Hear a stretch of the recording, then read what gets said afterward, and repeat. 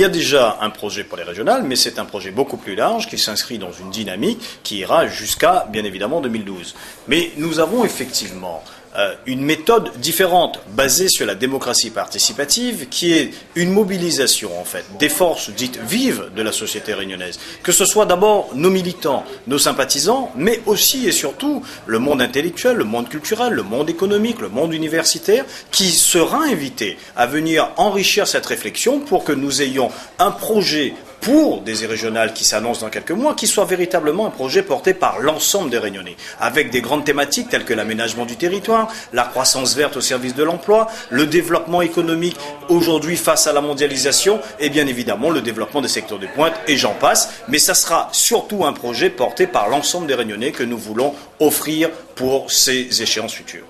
C'est une dynamique espoir à gauche pour redonner de l'espoir à tous ceux qui aujourd'hui sont déçus du fonctionnement du Parti socialiste, à tous ceux qui aujourd'hui sont déçus des politiques qui sont menées par le gouvernement de l'UMP et qui ne savent pas à qui se raccrocher pour offrir une alternative. C'est ça que nous voulons animer et dynamiser. Il y a un autre espace politique au sein du Parti socialiste qui est espoir à gauche pour que nous puissions véritablement apporter à l'ensemble des Réunionnais un projet cohérent pour que nous puissions nous rassembler sur le développement de la Réunion et construire véritablement l'avenir de notre île. Européenne, c'est une défaite électorale. Il faut se regarder dans les yeux et dire franchement les choses. À 3000 voix près, nous aurions dû avoir un député socialiste à La Réunion, et à 3000 voix près, Erika Barej aurait dû être la députée socialiste à ces européennes à La Réunion.